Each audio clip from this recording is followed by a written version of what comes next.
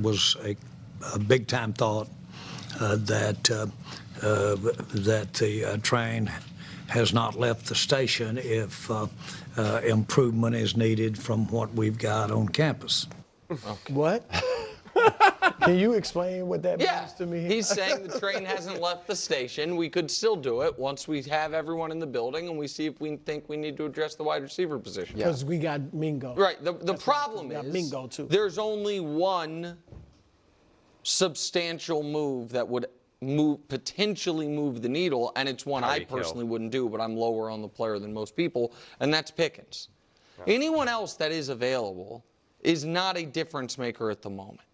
And Amari Cooper is not a difference maker. Well, they only need a second. They don't need a number one receiver. I understand, but there are not available quality number 2 receivers except for maybe Pickens, which comes with a huge personality concern, and you got to pay him a bunch of money. Right. So I just think they've missed their opportunity to substantially address. Once the draft's free agency is over, the draft is over. There's not a lot of opportunities for player acquisition left on the calendar, Coach. Well, I don't even know why we're talking about this. The only thing that Dallas was good at last year was passing, right? Their pass yards per game, they were 11th. In every other offensive and defensive category, they weren't very good. They were terrible stopping the run, and they were terrible running the ball. So the idea that they need to go out and add a wide receiver, that's not where the focus should be. Like maybe they can go get some help, and maybe Cooper's not, the ideal number 2, but if he upgrades you slightly, I think that's fine. I like a lot of what Dallas is doing this offseason because it's not building up expectations. It's trying to. Certainly that is true. Well, look, they're trying to address the running back spot. They drafted 2 guys. They brought 2 guys in. I don't know if any of those 4 guys are necessarily the answer, but at least there's some aggressiveness in trying to handle that. And then throughout the draft process, it's not about, hey, let's go get Dak more weapons. I mean, they've tried that philosophy, and it hasn't been very good. It's a much more holistic approach, and I think this approach is going to serve them well, and Dallas is going to surprise people this season because they're taking this approach as opposed to their normal build up expectations, promise the world, and deliver, Well, Coach, Okay, which is hilarious because Jerry Jones literally promised the world saying, I got big things cooking, and he did not. And, Mangini's saying this mainly because he's, friends or friendly or some sort of relationship with, the new head coach for the Dallas Cowboys. So, it's always the problem when you start to have relationships with other people in the NFL, because then it's harder to give honest feedback. It's hard, it's harder, to really tell you how you really feel that it is. And the reality is that the Dallas Cowboys are supposed to be great. The reality is the Dallas Cowboys are supposed to be a special team. They're supposed to be in the category of the Eagles, the Ravens, the Chiefs, the Bills, right? The teams that every single year people are like, they have a chance to win the Super Bowl. Oh, once they're in the playoffs, man, let's get after it. Every year we really don't know. Is it the Bills, is it the Ravens, the Chiefs, the Eagles, the 49ers before they started dealing with some of their injuries? And then you have the Cowboys, who are like always on the outside looking in. Again, they haven't even gotten to an NFC Championship game. Like that's a problem. That's a problem. And so that's the shoulds of the Dallas Cowboys never seems to really line up with the reality. And so I'm not even saying that this question was even the right question in terms of, does Dallas need to add an impact wide receiver? To say like, oh, they had no problems in the passing game, look what they did, and you start like railing off numbers. I mean, like, first off, that's kind of nonsense because like Dak Prescott didn't even play the whole season. So like, Cowboys weren't really playing for much. So, like, using last year's statistics and numbers as like a reference point makes like no sense. Zero. None. Not at all. You have a new head coach now. So like, no. And Jerry Jones traded for a wide receiver, so he felt that they needed a wide receiver, even though that went nowhere and nowhere fast. But yeah, I mean, the Cowboys, the problem is they have to address a lot but it never quite feels like they can honestly ever really bring this thing home. I find myself in these last few weeks talking about the Dallas Cowboys and the decisions that they need to make, and I really find myself at a loss. During the season, I can easily shoot from the hip, diagnose, break down, etc., etc. But when it really gets boiled down to it, I just think that the Dallas Cowboys are fundamentally a mess. Even though they can have their seasons where they can win 10, 11, 12 games or so, at the core of it, they're fundamentally a mess. It's like having a beautiful smile and being able to smile and you see your front teeth, but then you go to the dentist and you open up your mouth and you see that it's all rotted. You got cavities all over the place. Your tongue is purple. Like, that's often what the Dallas Cowboys are. Seriously. So it's just like, what do they need to be great? Kind of resetting everything. In any direction that they even kind of take, they don't really take it. Like, hey, let's be a defensive forward team. Okay, so let's go all in and make a dominant defense. And know that when we're a defensive-led team, we need to really be able to run the ball so we can, really dominate the time of possession. Oh, but we're not going to have a running back? Oh, we're going to have to move on from some defensive pieces? Oh, we're not going to give Micah a contract, and now we are going to give Micah a contract, but now it's going to be at the most expensive he could have ever been, which now backs ourselves into the corner. Oh, we want to support Dak Prescott, so we'll give him CD Lamb, but then we're going to hire kind of like a vanilla head coach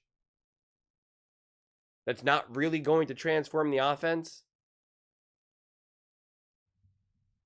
Like, and then our best move, according to Nick, is Pickens, which makes absolutely zero sense. Zero sense. Because he does not want to be a number two. He does not believe himself to be a number two.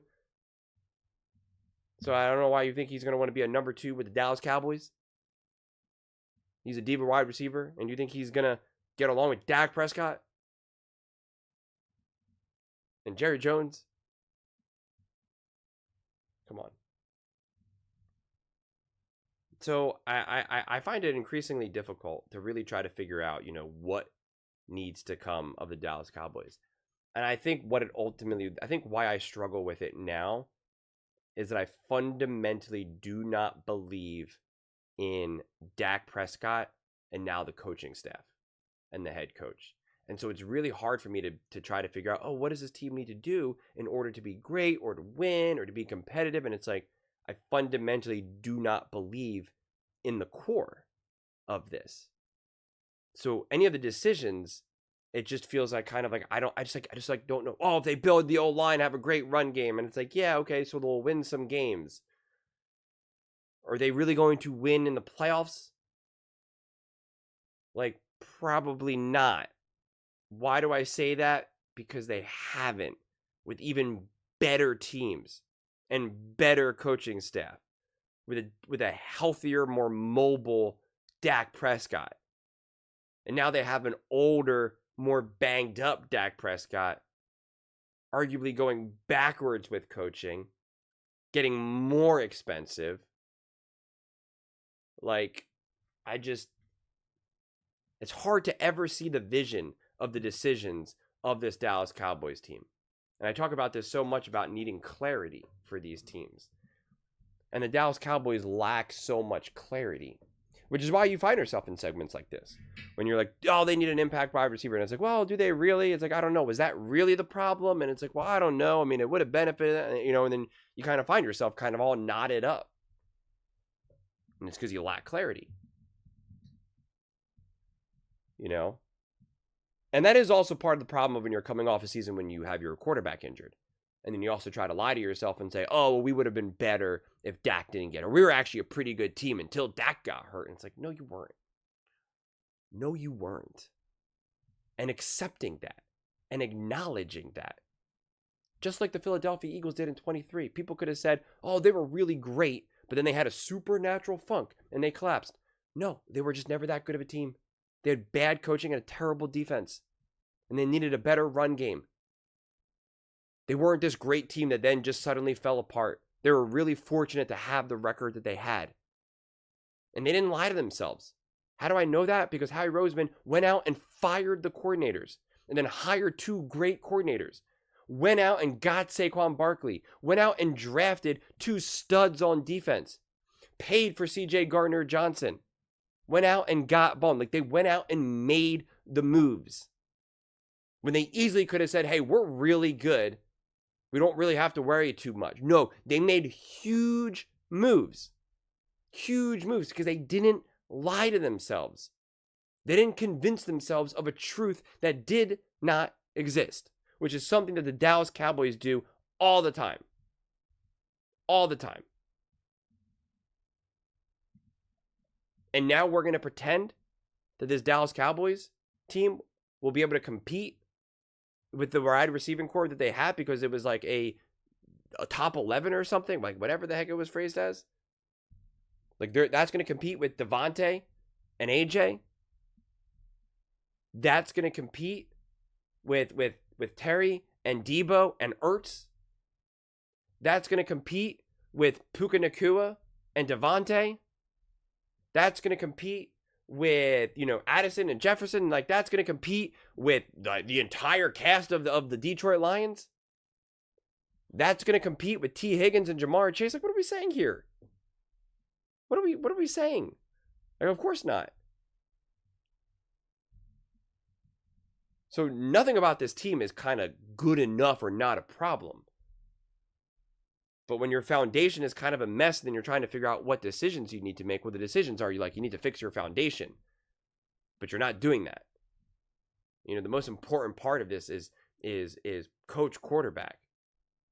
And when you don't fundamentally believe in the coach quarterback, it's kind of a mess. It's kind of a mess.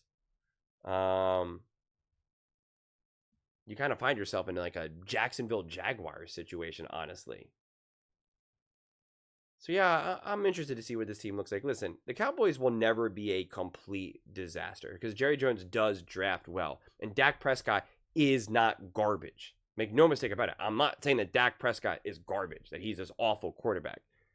He has his moments and can be great at times. But my point is, when I'm looking at the Dallas Cowboys, like I'm looking at it through a playoff lens.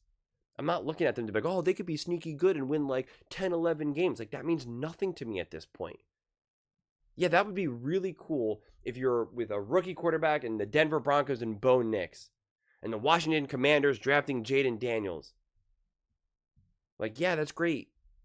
But like I said, the Dallas Cowboys you're looking at it through the lens of like, you're supposed to be the Baltimore Ravens. You're supposed to be the Buffalo Bills. Sorry to say it, you're supposed to be the Philadelphia Eagles. And the Eagles have gone to 3 Super Bowls and won 2 in the last 8 years since Dak Prescott got drafted. Just a reality. Whereas Dak Prescott has won a whopping 2 playoff games. So what do the Dallas Cowboys need? Everything. But those are just my thoughts. I'd absolutely love to hear yours. What do you guys all think about the Dallas Cowboys? What do you think they need to do in order to, actually be a great team, actually win, and not just be a semi-relevant team? Let me know in the comments below. I read every single comment, so whether you agree with me or disagree with me. Either way, let's get in some discussions. Let's get in some fights. But ultimately, let's just have some fun. And please do consider subscribing. We are building an amazing community here, and absolutely love to see you part of it. I want to build something that we all genuinely feel connected to. Something that we're really excited to be part of. I think we're on our way to doing it. And please don't forget to give this video a thumbs up, as it really does help the visibility and the algorithm. Thank you so much. See you next time.